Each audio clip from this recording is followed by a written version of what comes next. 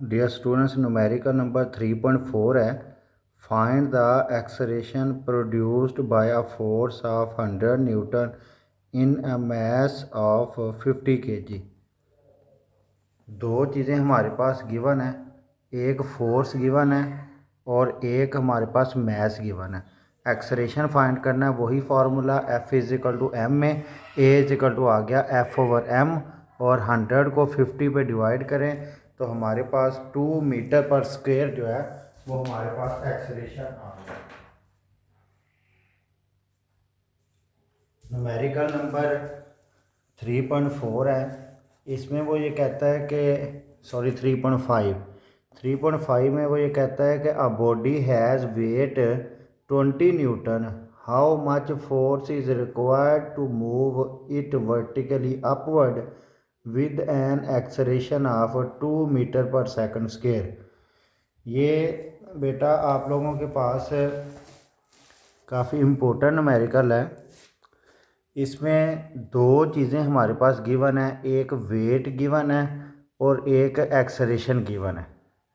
हमने फोर्स मालूम करनी है, force to move vertically upward.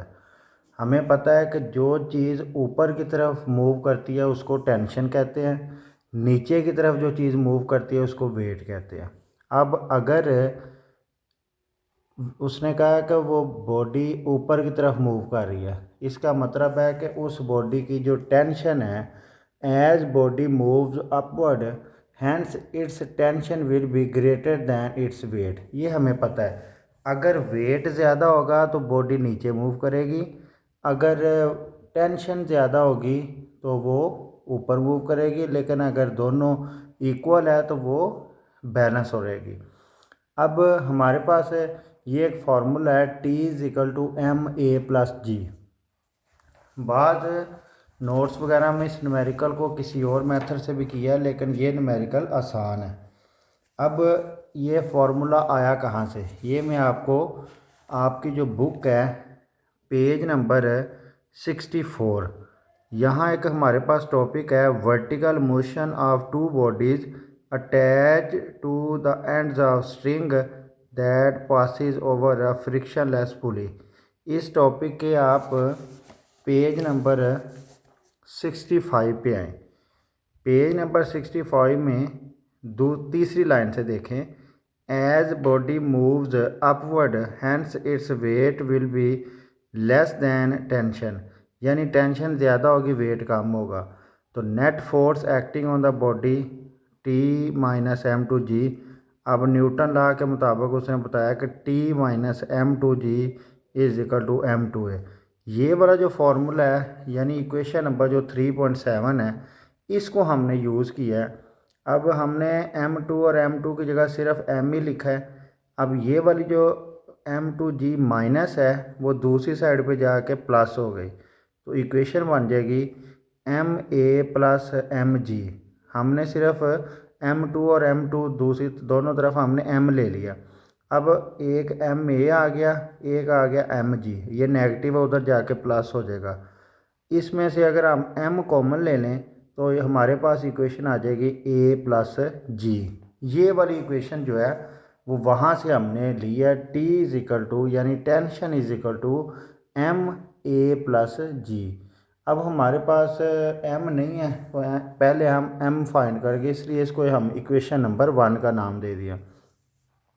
हमें पता है कि W=mg वेट का फार्मूला है, m आ जाएगा W/g। वेट गिवन है और g हमें वैसे ही पता है कि 10 होती है, और 20 को 10 पे करें डिवाइड तो 2 kg।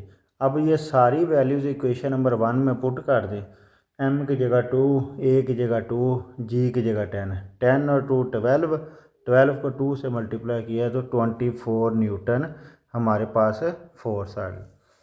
अब ये न्यूमेरिकल इम्पोर्टेंट है, लिहाजा मुझे उम्मीद है कि आपको समझ आ गई होगी। अगर फिर भी कोई बात समझ ना आए तो मेरा व्हाट्सअप नंबर जो है वो इसी चैनल पे दिया गया, आप फिर भी मुझसे पूछ सकते हैं। न्यूमेरिकल नंबर 3.6 और 3.7 वो नेक्स्ट वीडियो में हम 3.7 करेंगे। वो दोनों आपस में तकरीबन मिलते जुलते न्यूमेरिकल हैं। 3.6 की स्टेटमेंट देखें पहले। two masses 52 kg and 48 kg are attached to ends of the string that passes over a frictionless pulley.